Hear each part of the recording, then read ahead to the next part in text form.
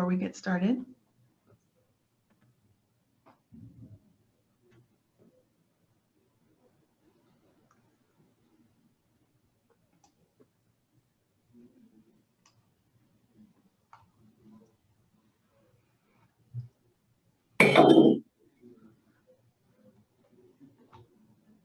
Okay, let's get started. Just want to thank everybody for joining us for the American Indian Alaska Native Tourism Association's webinar series. Today's educational webinar is Developing Regional Alliances for Cooperative Marketing. My name is Sherry Rupert, and I am the CEO here at IANTA. For those of you who aren't familiar with IANTA, for nearly 2 decades, IANTA has served as the national voice for American Indian nations engaged in cultural tourism. In addition to serving as the voice for Indian country tourism, IANTA provides technical assistance and training to tribal nations and Native-owned enterprises engaged in tourism, hospitality, and recreation. Our mission is to define, introduce, grow, and sustain American Indian, Alaska Native, and Native Hawaiian tourism that honors traditions and values. Our conference this year is coming up very quickly. It will take place in person at the Weekapaw Casino Resort on the Fort McDowell Yavapai Nation in Scottsdale, Arizona from October 25th through the 28th. Reimagine, reemerge, reunite, stronger together in Indian country is the theme of this year's conference, now celebrating its 23rd anniversary. In addition to our conference, IANTA has teamed up with industry and federal partners to provide a series of webinars on resource development opportunities and other tourism-related topics.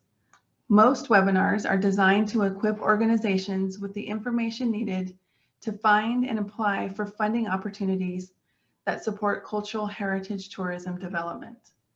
Others provide needed information on challenges and obstacles facing the tourism industry.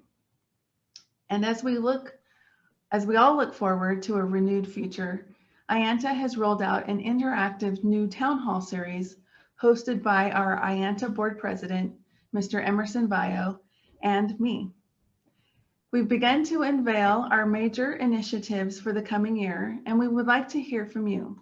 So please join us for our next town hall meeting, Tourism Marketing Initiatives for 2022 and beyond, on September 29th at 1 p.m. Mountain Time. In this third session, as IANTA enters its new fiscal year, the association is rolling out an exciting series of new partner opportunities. I encourage all hospitality industry professionals to attend. Visit our website at ianta.org to learn more about our education program offerings and at ianta.org/AITC for additional information and registration for this year's 23rd Annual American Indian Tourism Conference. Again, thank you for joining us for today's webinar, Developing Regional Alliances for Cooperative Marketing. A strategic approach to destination marketing includes bringing together partners under one collaborative umbrella to ensure a wider reach for all stakeholders. How can a tribe work collectively to promote tourism within their state or region? Join Suzette Brewer, Executive Director of Native American Tourism of Wisconsin, Jason Morsette of the Mandan Hidatsa Arikara Nation, and Charlene Virgilio of Four Directions Development Corporation, in partnership with the Maine Department of Economic Development, as they share the benefits of developing a regional marketing program. I'm pleased to introduce you to our speakers for today. First, Suzette Brewer is the Executive Director for the Native American Tourism of Wisconsin. She has served as the Communications Director for the American Indian College Fund, the National Museum of the American Indian, and the National Indian Gaming Association. In these capacities, she developed ad campaigns, marketing, and branding strategies, as well as crisis communications and media relations. And as an enrolled member of the 3 affiliated tribes, which consists of the Mandan, Hidatsa, and Arikara tribes, Jason Morisette has been involved in tourism since 2013 and serves as a special projects guide for the Mandan, Hidatsa, and Arikara tourism. and continues to promote tourism as an economic development stimulator for the tribe.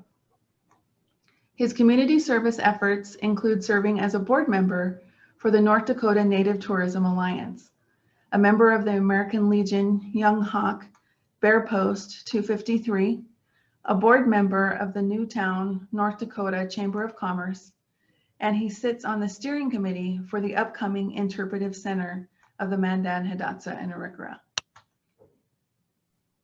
And Charlene Virgilio, a citizen of the Penobscot Nation, currently serves as the Director of Operations for Four Directions Development Corporation, a native CDFI located in Orono, Maine. She spent 37 years with International Business Machines, or IBM, after attending Southern Connecticut State University, where she studied economics. She participated in IBM's Native American programs, STEM for Native Children, and Native American Employees Leadership Capabilities. Pursuing her passion for growth and success of her tribe, she ran for tribal council and served for 2 terms. While on council, she successfully passed several tribal laws, helped develop their comprehensive economic development strategy, and served as the chair of the Penobscot Economic Committee. She currently serves as the co-chairperson on the United South and Eastern Tribes Economic and Entrepreneur Committee. Charlene joined Four Directions Development Corporation in 2019 as its first community development program manager, and now serves as the Director of Operations.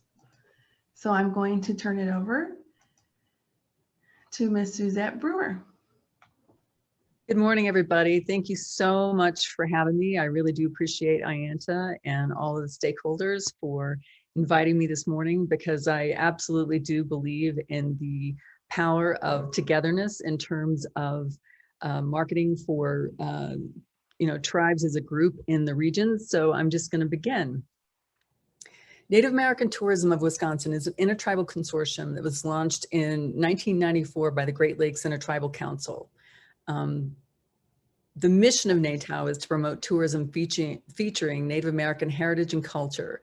And NATOW is comprised of representatives from each tribe who converge bi-monthly to discuss its strategic tourism plan and to carry out our mission.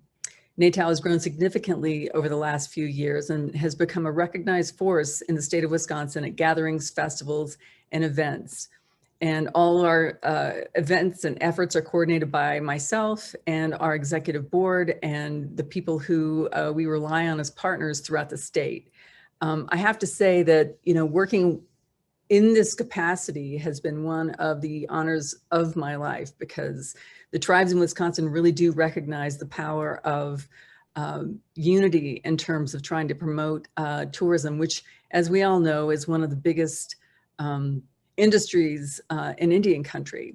And so one of the things that we've done over the last couple of years since I've come on board is to really dig deep and find out, basically try to find out, what our core audiences are and how we can reach those people in a better way, the visitors, the tourists, and how we can also expand our portfolios to capture more business, basically, because that's really what this boils down to in the long run, is economic development for the tribes. So one of the things that we've done over the last year is to develop a strategic ad campaign that really goes throughout the entire Great Lakes region, also into Iowa. This year we included Des Moines as a part of our strategic marketing efforts. So we have Chicago, Milwaukee, St. Paul, Minneapolis as our core market, but this year we included Des Moines as a way to, further expand our market efforts. And so this includes our television marketing efforts. This includes also this year we have our outdoor advertising that we've launched both with the travel centers, and then also we are working with Lamar Outdoor Advertising to better, basically to put up billboards around the region. And we're doing it in a strategic way so that they're not just laid out hurly-burly. And I think one of the things that I wanted to chat with everybody about this morning is that because we're a nonprofit, one of the things that I don't think people were taking into consideration once I came on board is the fact that, you know, you can utilize your nonprofit status when you're reaching out to buy advertising because there's a different rate sheet for nonprofits, and you can either get it at low cost or for free. And that's one of the things that we focused on the last year. So we managed to launch a television ad campaign in all 4 states this year, along with our travel center advertising that we have instituted, and then along this year too with our digital marketing campaign.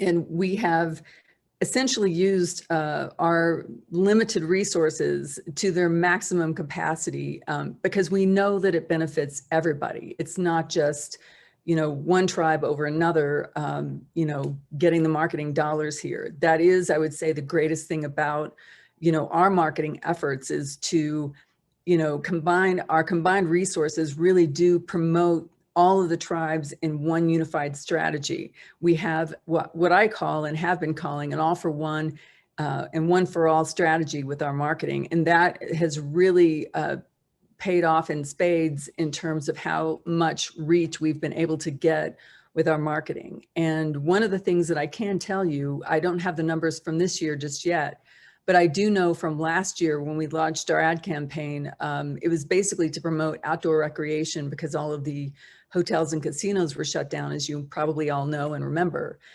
We had to come up with something really quickly to promote all the tribes, but we didn't want to do it in a way that, you know, would put anybody in danger or would spread the virus. So we promoted last year, and also part of our marketing efforts this year, for outdoor recreation.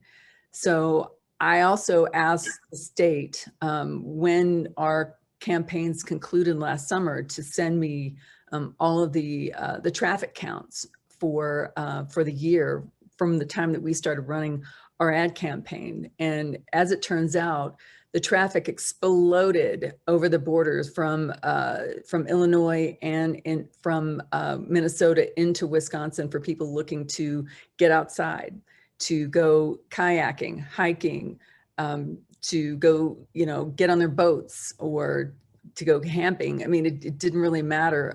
That was one of and the reason I know that that was due directly to our campaign is because the state had to cancel their campaign last year. They weren't able to run any ads. So we know that all of the traffic that started erupting over the borders after we ran that campaign was directly due to the tribes in Wisconsin promoting Wisconsin as an outdoor destination place. So this year, what we've done as a part of our continued expanding marketing efforts is we have created a digital marketing campaign that basically promotes the same, you know, the same kind of things, you know, the outdoor recreation. But the difference between that campaign and this year's campaign, including the digital marketing, is that we're using geofencing within this campaign to better track who is coming in, what kind of customers and what kind of visitors are attracted to these ads, where they're going, what they're clicking on, and we're able to capture all that information. I know that the state of Wisconsin does this through their marketing efforts, but they don't share any of that information with us. So what we did this year was we kind of went around the state and we did our own digital marketing campaign so that we can capture our own information. And that's one of the things that I'm really focused on this year, is to dig down into the weeds to figure out, you know, who's coming, where they're going, how they're clicking, how, you know, where they're spending their money, which parts of the state they're getting to. All those sorts of things we're going to be able to figure out through our digital marketing efforts. One of the other things that I want to point out this year too is that in our outdoor campaign and in our travel center ads that we've posted at the Beloit Travel Center, which is just over the border from Chicago, and then also at La Crosse in Hudson, also in Green Bay, Stevens Point, and Duluth, we have included our QR code into our campaign in a really clever way that it really grabs people's attention. It's through a beaded flower on our ads in those places that people have really taken to. And so we really do feel that we're beginning to make a lot of progress in terms of how we are able to promote all 11 tribes at the same time. And even as a part of that, our tagline is 11 tribes, endless possibilities, and then discover Native Wisconsin. Because one of the things that we're also engaged with is public education, because I think that's part of anything you do in Indian country. Obviously, there's always an element of public education that has to be involved because of the general lack of understanding about the communities. So one of the things that we have been engaged with is really reflecting the communities back to the travelers in our advertising. So all of the people that you see in our ads are actual people from the Native Wisconsin communities. And I think that's really important too, because I think it really does sort of bring home, whether they're in traditional regalia or whether they're in plain clothes, I think it's really important for the general public to see Native people as they truly are, both in their traditional capacities, but also in their normal everyday capacities as well. And so that has been, I think, a huge success in terms of what we've been doing. And so I think, moving forward, we're just going to continue to grow. We've instituted an associate membership program that we're going to be launching in the fall.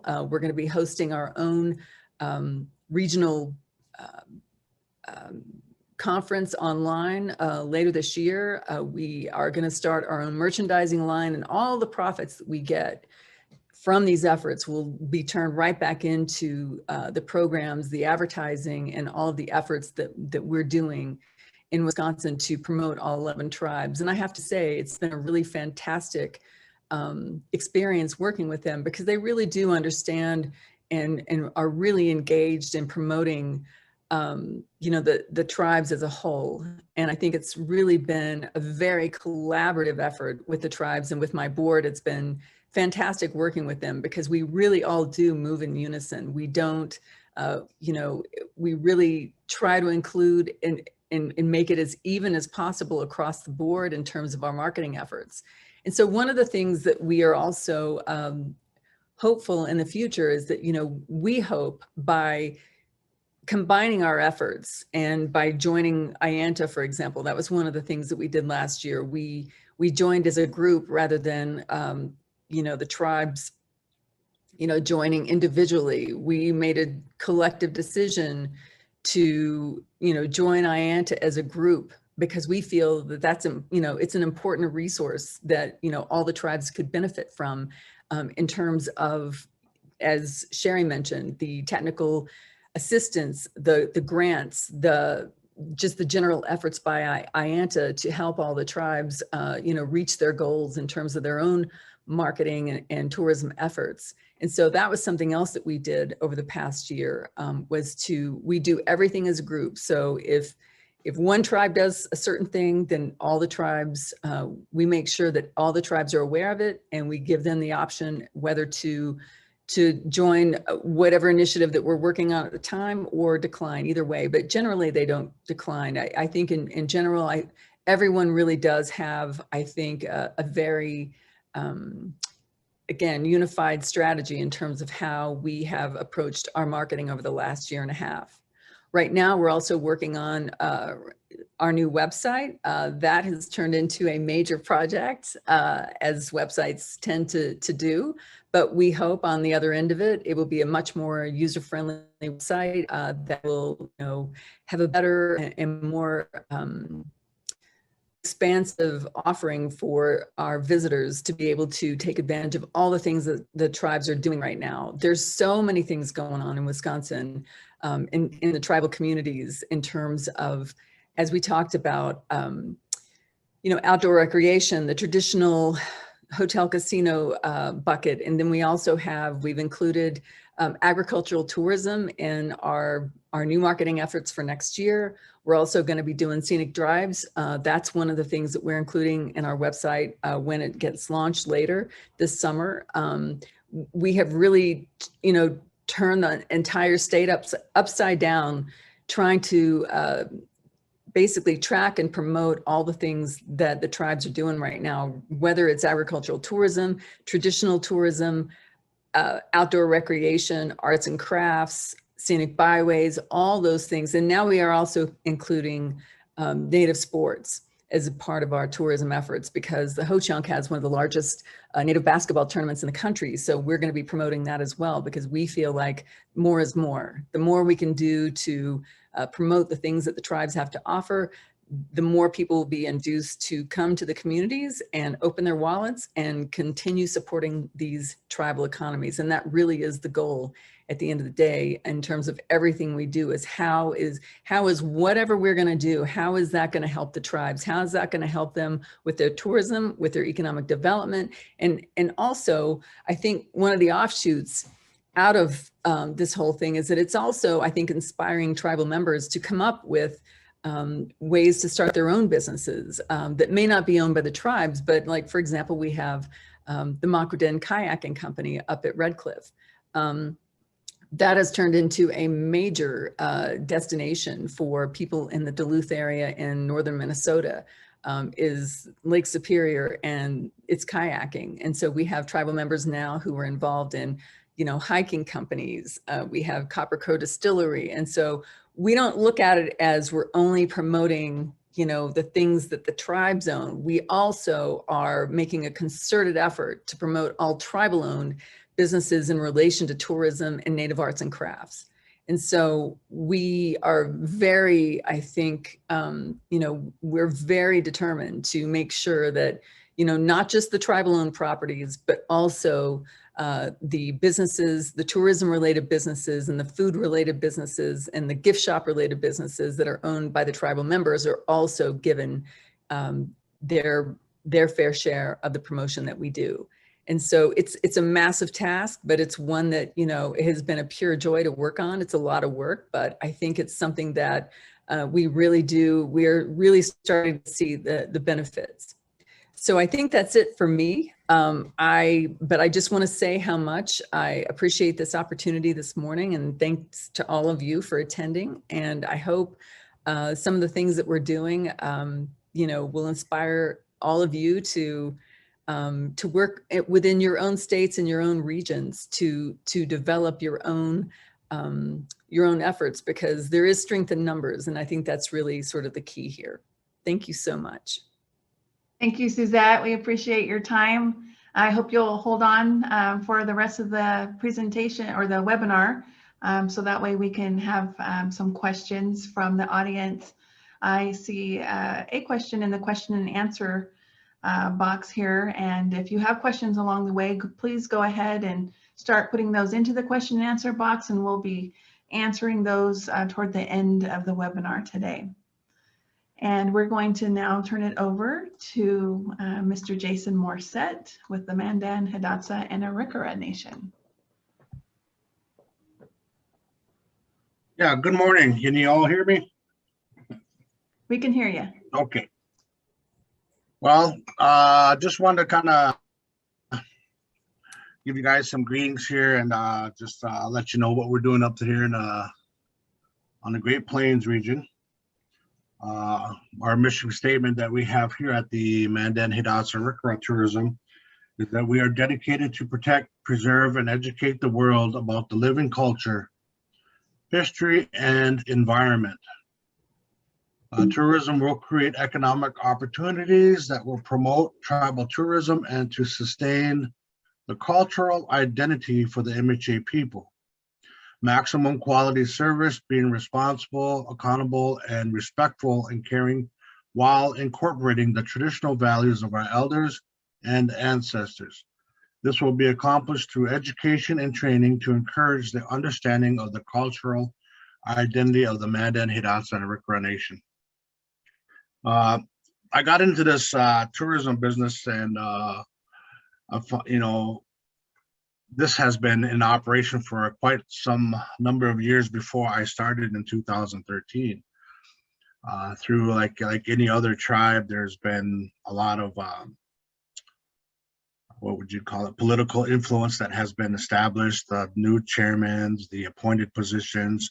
So what my boss, Darren Morsette, and I created was to incorporate our traditions, culture, as well as our business assets.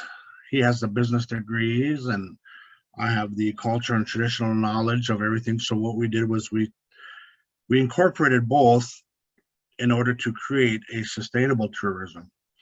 Now we're above everybody else right now to try to be the leading example for the other tribes to follow.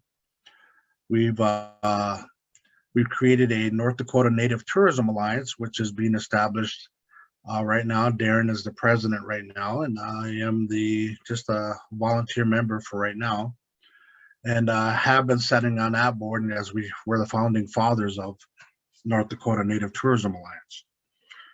Part of this subject that we're talking about is how we have established regional tourism.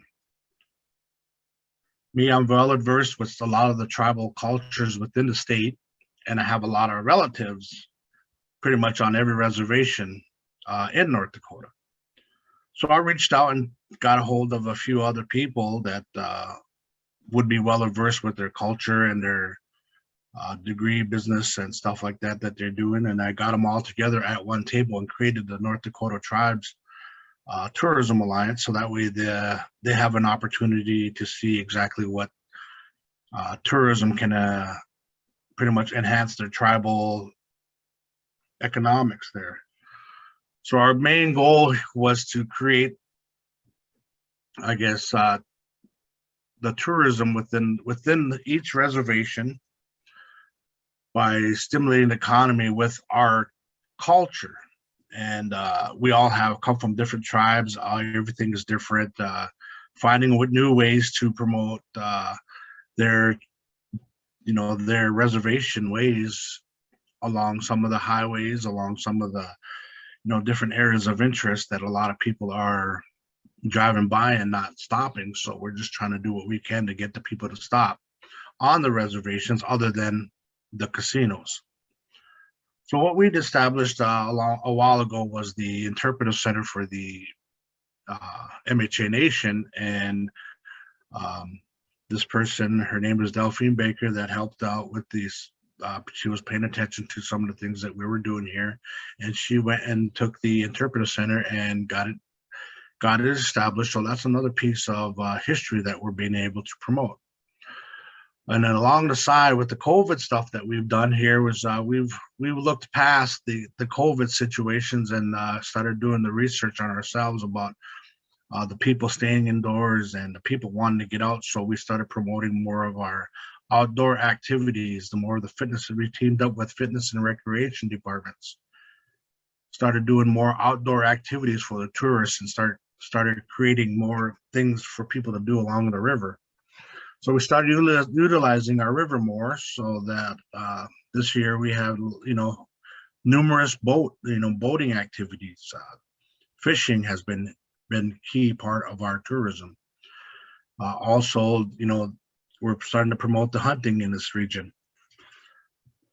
So along with the oil boom that we have and reside on, we try not to get away, which we try to stay away from the oil business, even though that is also another outlook on what other people are beginning to see. But what more can we do? There's always something that we are reaching out now into the state and getting involved with the state fair. So what we've came up with was, instead of a lot of the people that you kind of get the stereotype of things that, what's there to do on the reservation, or is there something to do on the reservation? Can we get on the reservation? These questions are still being asked today. So what we've decided was we'll take the show to them, and they can see firsthand what it's like, and then start inviting them to our powwows and start inviting to some of our local stuff that is non-ceremonial, things like that we can incorporate more business and get them into our casinos and get them to stop in Newtown. So Darren and I have also been working on the off the beaten path, the scenic routes that we have, the Badlands, there's a lot of things that we have to offer. So we're starting to promote a lot of the smaller towns around in the community to team up with them, so that, because a lot of the smaller towns are dying out as well too, and they need a little bit of tourism, a little push that's sitting on the reservation borders. So we're trying to create more of a industry around not only MHA but within the state, and we're working hard to try to create more regional outlooks, like looking at some of the other states and getting all the other tribes in this region and inviting them to a table here and start talking tourism and how we're able to incorporate our culture within our reservations to create that economics. And if you ever look at some of the reservations, or if you ever look at a map, a lot of our reservations live near water. So a lot of our reservations have major highways going through them, or nearby there's major cities. How do we get the people out of there to come up to the reservation to enjoy? So the way I see things is COVID-19 has also been a great stimulus package, even though it is something that we fear the most. But we do have a lot of space here and able to get the people out of the cities and onto the plains here. So it's been a bonus for us, and safety precautions are still being met, and it's been established to a point where everybody is safe and able to have fun yet.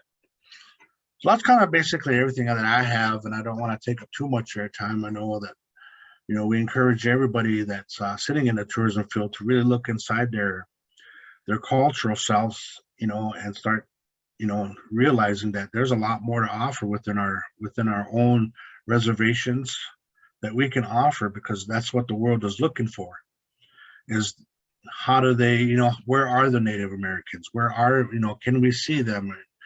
And there's more to a lot of this tourism that we can get involved with. A lot of them now are looking for outdoor activities, so we've focused on our lakes, or our rivers, our outdoor activities, and trying to invite. We've now have people coming from Minnesota that are you've never seen our tribal programs putting on stuff, and now a lot more people are coming from different areas to participate in our events. We teamed up with the state and had been a great asset with the North Dakota state to promote tribal tourism. A lot of it is we are establishing our own website now. Our MHA Nation Tourism will have its own website where you can book events and start asking questions about these types of things. That what are you able to do on the reservation?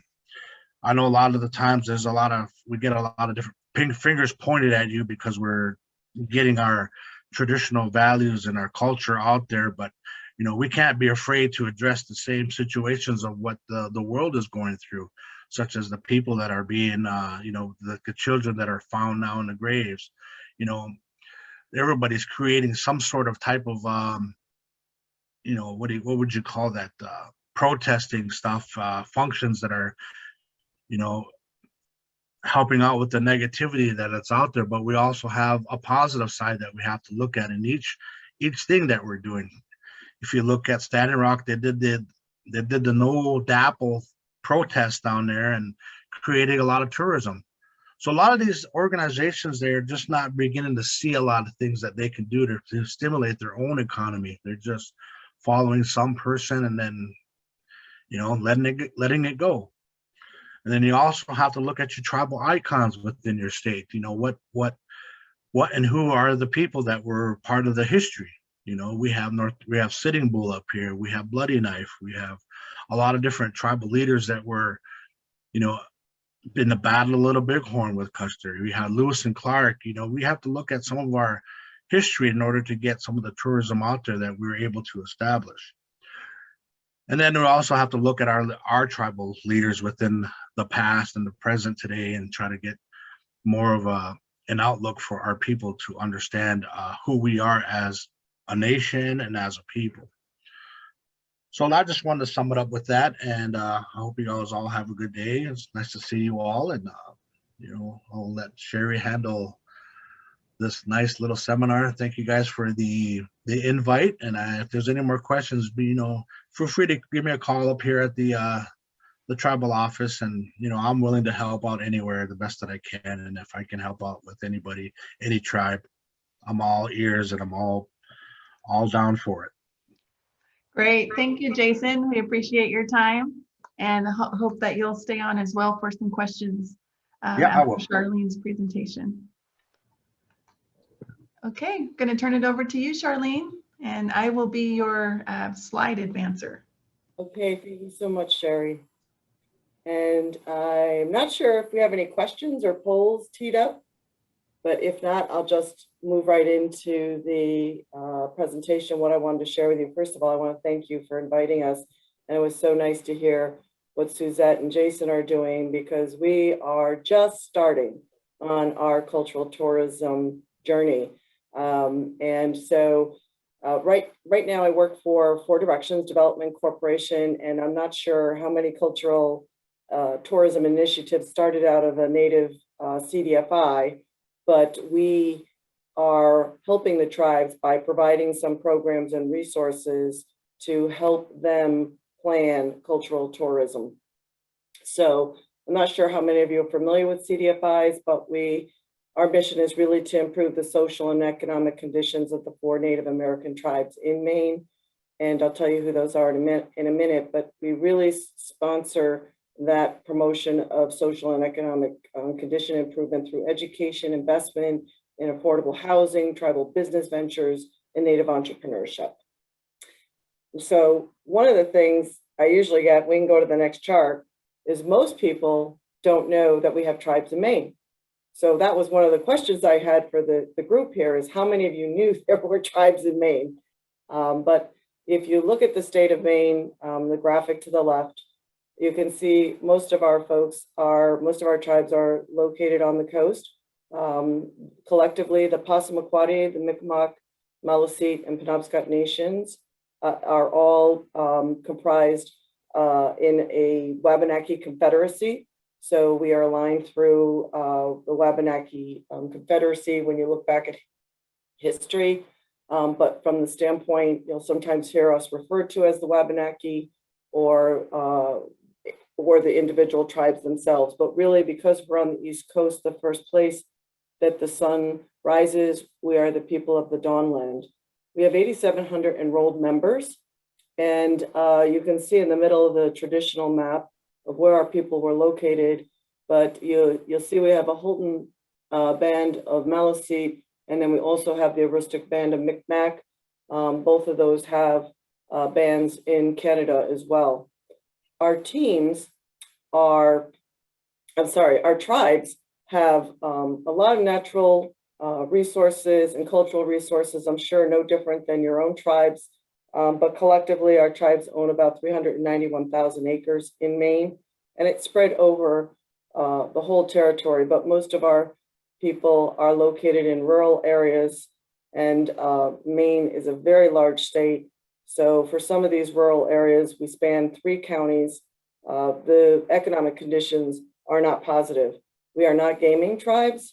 We, unlike most of the other tribes in the United States, are not authorized to start gaming. We just lost a bill with the state of Maine that wouldn't allow us to start gaming.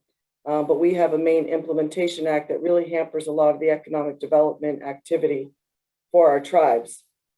So the fact that we do have a partnership to do cultural tourism with the state of Maine is really a positive outcome of our work here. And I'll talk about that in a minute. If we go to the next slide, excuse me, as I heard from the previous speakers, we have a rich culture. Our company is located in Orono, Maine. Excuse me.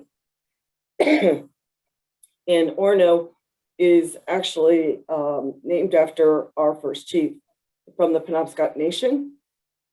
The University of Maine sits on our ancestral territory. So we are located in the same town as University of Maine. Excuse me, sorry, need some water. Anyway, So we have a lot of culture, we have museums, we have the potential for agritourism. The natural resources are probably one of our richest things to share, and more. So I just comprised a bunch of photos of some of the things that we have in Maine, but most of our people do have, most of our tribes have an affinity to a river. We're Penobscot, from the Penobscot River. So at the bottom, you'll see the canoe on the river. That's our ancestral water. And above that, next to the canoe, you'll see the west branch of our river, but we are river people. In the upper right corner, you'll see the Duxnaquag, which is the Maliseet River, but many of us have a strong affinity to water, which gives us a lot of opportunity for cultural tourism. We are known for our basket making. We also have birch bark canoes. Our traditional housing structures are wigwams and longhouses. And then you'll see some of the photos of some of our historic Native women in some Native dress. And then you'll see to the bottom right, the Abbey Museum, which is the large structure, the green and beige picture there, which is a very important place for us because it is located in Bar Harbor, or Acadia National Park, which is one of the top 10 most visited national parks in the United States. So from the standpoint of location, it's a very positive place for us to promote for traffic and tourism, but it is away from our tribes. So one of the things that we're trying to do is look at how we can bring all these different elements together so that we have a Wabenaki tourism experience in the state of Maine. Right now, the tribes do not have a forum to work together. We don't have any opportunities for intertribal cultural tourism planning. So that's part of what we're doing now. And then lastly, we don't really have an overall marketing plan for all of the assets that we currently have or that we're planning to develop. So what we did was we started on this journey in 2019. If we go to the next chart, it all started with data, actually. And I'll start with 2019 and then go across the other years. But basically, we had a tribal leadership economic summit with the state of Maine. And it was to cover everything from forestry to tourism to whatever else was an area that we had interest in developing, any businesses or industry or anything like that. And in that, I was presenting the survey results that we took, that we had conducted across the 5 tribes in Maine.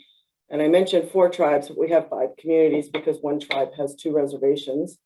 And in that, we asked a number of questions. It was a huge survey, 190 questions, but you only got the questions that were applicable to your functional area. But one of the things we wanted to learn was how much interest was there in doing things at a Wabanaki level, in addition to doing things at just a tribal level. So as a native CDFI, we wanted to make sure that everything that we were doing was aligned to what was important to them. But what emerged and what I shared at that session was the fact that there was a common interest across all the tribes to do cultural tourism. And it was something that they would support doing at both the tribal and Wabanaki level. From that, the Maine Office of Tourism, who was in the meeting, said, you know, we think we'd like to send you to Ianta to learn a little bit more about what's going on with Native American tourism. So I did attend that and came back and was so inspired and had learned so much about everything that was going on in this space that from the debrief that we had with the state of Maine, we just immediately got to work. And we started to plan jointly with the state of Maine. And then the first thing we did was establish a planning team. We brought together tribal cultural leaders, the Native Museum executive directors, and then the Maine Office of Tourism.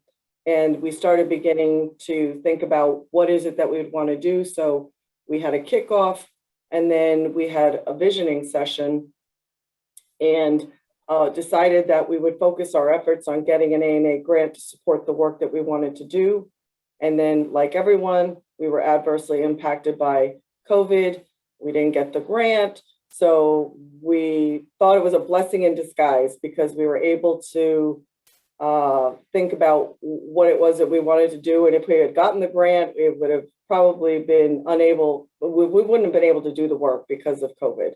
However, our organization continued to meet with the Maine Office of Tourism because we did have events planned at the end of the year. We were all going to go to the Governor's Tourism Conference. The state of Maine organizes one every year so that we understand the industry trends and what's going on in the state of Maine. That was canceled. We were going to have a cultural tourism summit where we brought in all the programs and resources from across the state who would help us or was interested in helping us to develop the cultural tourism initiative. We had to cancel that. So when 2021 rolled around, I continued and started weekly meetings with MOT. We started to focus on the project again and planning. We met with IANTA, we met with the Oklahoma Office of Tourism, we met with George Washington University. We did have a virtual Governor's Tourism Conference, so I did attend that. And we then worked on the ANA grant again, which I think most of you know is a very complex grant, but we were able to get that submitted. And it's a 2-year grant that is really what we're going to focus on in the next 2 years that you can see in the next box over. But regardless of whether or not we get the grant, we, Four Directions, will hire a cultural tourism program manager to assist the tribes. Our tribes have, they're probably at capacity. I heard how busy everyone was to join this call today. It's no different with any tribal organization I work with or any tribe I work with. We are all so stretched. So our organization is investing in a resource to help do the meeting logistics and to get the things going and to make sure we hire a marketing company and all of the things that we need to do to build this plan. So independent of the grant, we will hire that individual ahead of that grant. And if we do not get the grant, we are looking at other alternatives to start the work because we do not want to just stop the work if we don't get the grant. So we do have some other funding plans lined up to support what it is that we want to do for the tribes. One of the first things that we're going to do, we did have a planning team, but as we move into really establishing a cultural tourism plan, we want to have representatives from each tribe, the State of Maine Office of Tourism, and other key stakeholders. And when we bring this team together, they'll be known as the leadership team. And the first thing that they'll focus on is training and certification. So everybody's on the same page with what is possible with cultural heritage tourism. As part of that focus, we will create a community engagement plan. That's one of the things that I've learned from many of the other folks that I had attended the IANA conference with is making sure that you have that community engagement plan. But we have a number of activities that we're planning to ensure we get that community input and what they want this cultural tourism initiative to be. We have a number of assets. We have farming that can be part of agritourism. We have traditional fishing. We have fisheries. We have existing guide services. We have, in some cases, some cultural or experience-based activities where you can take a canoe trip for a day or up to 8 days and really live in the way our ancestors lived and exploring the rivers and eating traditional foods. Hunting, we have just all different kinds of activities. And although we have a lot of different assets, there's a lot we don't have.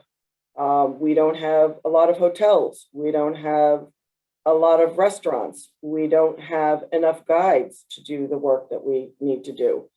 So as we look at what we have for assets around each of our tribal areas, we're also going to look at what are the business gaps that we have? What else do we need to build this strong infrastructure for a cultural tourism sector for our tribes? And then the other thing that we'll do is we'll turn those into opportunities. So one of the things that our organization also is doing is investing in a small business program so that we can help bolster up the development of businesses to support the cultural tourism initiative. Once we do all this work, we're looking to complete a Wabenaki cultural tourism plan after this 2-year planning cycle, which we then would give back to the tribes for them to adopt it so they all have agreement on what they want to do, where they want to go, and how they would collectively work together. One of the things that we anticipate out of this work is that we would have a 9th region in the state of Maine for tourism. Right now, there are 8 geographic-based tourism regions. Ours would be a non-geo-based. It would be a Wabenaki tourism sector. And with that comes a number of opportunities for marketing dollars. So we're hoping by building this comprehensive, cohesive Wabenaki plan, which would really be an umbrella, will provide other resources to the tribes so that as they individually build up their businesses to support cultural tourism, they'll have some other umbrella support for them so they don't have to each go and do their own advertising, their own marketing. We're looking to really create a Wabenaki brand, and all of the individual tribes will still stand up their own businesses to help them develop, economic activity and resources for, producing revenue streams, et cetera. So we're really hoping that we get this marketing region, which would create a nice influx of dollars. Because if you look at the state of Maine, they currently have a cultural heritage tourism strategic plan of which our tribes are not represented at all. And this is our historical ancestral land, which we just find completely mind-boggling that we were not included in that. So I think from the standpoint of the partnership we now have with the state of Maine and the Maine Office of Tourism, it's going to close that huge gap. And I think that the investment that they're making in us is kind of a win-win situation.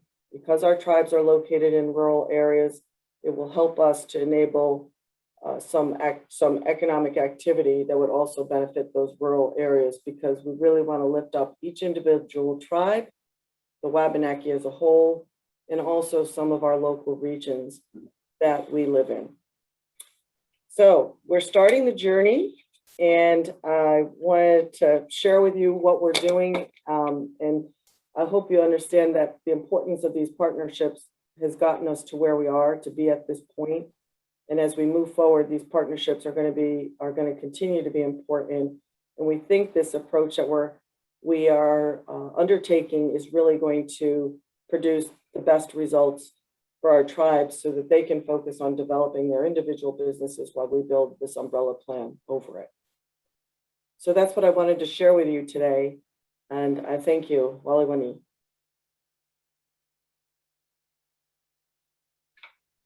Thank you, Charlene. That was really great. We appreciate that. We're going to move to some questions now. I'm going to stop sharing the screen here and pull up questions that we have. The first one that we have is from Michelle, and she's asking, could you tell us how you organized? How did you get tribes on board? How did the tribes determine who would represent them on the tourism working group? And I know that came up early on, so Suzette, maybe if you want to start out on that. Yeah, I'd be happy to. Actually, in our particular case, I should say, it was initially started by the consortium of tribes that already existed within the state of Wisconsin back in the 90s, which was the Great Lakes Intertribal Council. So they're the ones that really began this tourism initiative among the tribes in the state back then. And so it's just sort of continued on from there. But I think the general idea was if we join together and we keep, excuse me, if we keep hassling the state long enough, maybe they'll give us a budget to do our marketing. One of the things that I want to point out here, and this is both for Jason and for Charlene, is regardless of how many tribes are there, whether or not you have gaming, the tribes still bring in economic development to the state. The tribes still contribute. And I think the idea here, at least in the beginning of NATOW, is the fact that in 2019, I can tell you that the tribes brought in $1.3 billion into the state of Wisconsin. And so the idea back in the 90s was, we're bringing in dollars to the state. And so, you know, we feel, and so they have to pay for those compacts, as all of you know. And so I think as a part of that is if we're going to pay you these compact dollars, then the least you can do is give us a budget to do some joint marketing efforts with the tribes.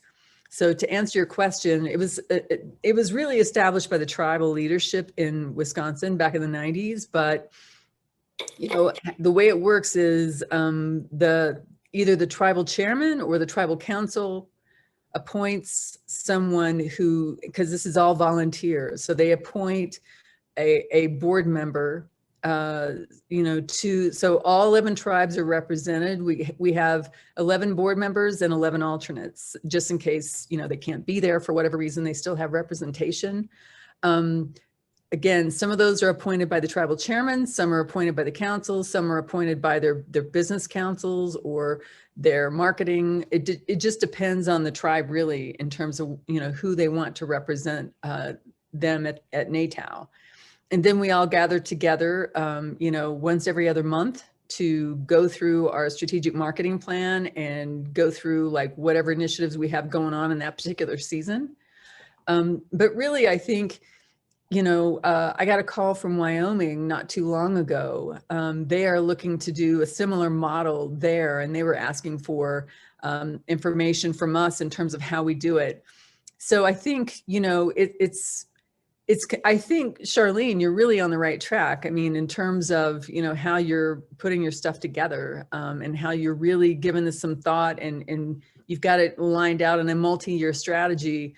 In terms of trying to figure it out. That's how it's done. And then when you get to the point where you can establish an organization, obviously you're going to need bylaws and you're going to need those sort of formal establishing mechanisms like the 501c3 and that sort of thing. But I think it really is just, you know, my advice, if I were given it, would be to, if there's a statewide leadership, tribal leadership organization, I would go to them and say, we want to start a intertribal consortium for tourism, and we want to, you know, have everyone represented. We want to, you know, find resources that we can all share in terms of promoting all the tribes, and we want to come up with a strategic marketing plan that, you know, will brand all of the tribes under one umbrella, and then I would just move forward with that. But that's how we did it, which was it really emerged out of tribal leadership. So it came from the top down rather from the bottom up. But I think there's something to be said for deciding, just making the decision that you want to get everybody involved. But I would definitely go through tribal leadership to do that, because I think, you know, once it starts taking off, you know, you're going to need that support and you're going to need that cohesion. And that's one of the things I'm really grateful for in terms of what we do, is the cohesion. Charlene, did you have anything to add to that? I really thank you for that insight, Suzette, because we're not sure where this is going to end up, but I do think we are going to need some formal alliance as we go forward. I think the tribes were really anxious to sign up because they did not have the resources to start this. And as our unique position as a community development, residential lending organization, et cetera, we invested in that resource to help them get started. Mm-hmm. So our community development program manager started it, but we saw this getting so big that we decided we really needed to hire a cultural tourism program manager. I also didn't mention, it was the data that started us. You know, they said they wanted it. So we said, based on what we heard, here's what we'd like to do. So to get that planning team together was easy. But, you know, even for the ANA grant, getting 5 tribal resolutions, you know, you know how much fun that is. It was, you know, to the last day, we were ready to, you know, submit, but we had to wait one more day to get another resolution, but we got it. So from that standpoint, we know we have the support, but it's hard work, but they all see the benefit. Yeah. And, you know, I think that they're a little bit more comfortable coming to the table knowing that they've got some resources available to them. The state of Maine will be paying for their IANTA memberships, the certifications, the travel to IANTA. You know, we're providing them a program manager and other resources to help them. So it's easy, but it's just constantly mutual benefit, give and take. So. Great, thank you. And Jason, did you want to add anything before we close out? Yeah, I just wanted to just mention that, you know, here at the in the state of North Dakota here, the state itself, the tribal, the tourism department reached out to us as tribal liaisons, I guess they would call it, that they wanted the Native American, you know, market for such a long period of time, but it seemed like it was an unending, you know, round and round they went as tribal tourism went along. So Darren and I put our kind of knowledge in there and started creating this board by getting all the tribes to get together and educating them on what tourism is all about. It's not just powwows and casinos. You know, there was more to it that we had to be able to. It's also, I guess, identity, who you are, you know, dressing up to play that part for other people to see. Use your, you know, your icons that are out there. You know, what headdresses do you wear? What regalias do you wear? You know, we really can't really plagiarize other tribes on their identity and to say that this is what we have and this is who we are. We just wanted to kind of create something that was universal, so that way it doesn't offend anybody or any other tribes, but also be a part of their history, as we all kind of have the same similar history that we encountered throughout history. Also, you know, being able to have friends and relatives around the thing was also an advantage to me, to get in touch with some of the tribal leaders and sit down with them and talk tourism and what it's going to take for the other tribes to kind of follow along with what we have. So Darren and I have been kind of one of the, I guess, a great role model for the state. And how we began was the simple thing, like you said, there is a lot of tourism dollars that come in within the state, and Native American tribes have a great impact on where those dollars go. So we looked into, we went to a Senate session at one time, and we've applied for some of the tribal tourism dollars, and only 2 out of the 5 tribes that were within the state showed up. So some of the legislators said, well, where's the other tribes? They don't see any kind of involvement. So there was no way that they were going to give just one tribe more than the other. So that's why we established the North Dakota Native Tourism Alliance, to establish unity. So when we're the next Senate session that we go in, then they ask that question, where are the other tribes? All the tribes will be standing there ready to, you know, talk tourism and talk tribal dollars and talk that tourism dollars back into the tribe. Because a lot of the, if you ever look at a lot of the tourists, they want to see the casinos. They want to see the tribal people. They want to see the gift stores. They want that authentic Native American experience. And a lot of if you ever look at some of your cities, you have to be able to take away some of that and get it back onto the reservation, so that the people are coming to the reservation to get the gifts that they're looking for, to get the knowledge that they're asking for. And being able to kind of take that out of the cities and back onto the reservation has been a challenge, but yet it's being done. So that's just some little advice, kind of things that coming from myself, and hopefully, you know, we were able to obtain and help each other in sharing ideas and stuff like that. Thank you, Jason. Appreciate all of you, as I said today, and all of you for hanging out with us this morning. We'll be posting the webinar on the IANTA website, and we'll send a link to your email addresses. Please follow us at ianta.org/webinar for future webinars hosted by IANTA. If you're not a member of IANTA and would like to be, please contact Gail Shehak. She is our Tribal Relations and Outreach Manager, and you can do so by visiting our website at ianta.org. We appreciate you being here today. Have a great day. Thank you. Thank you.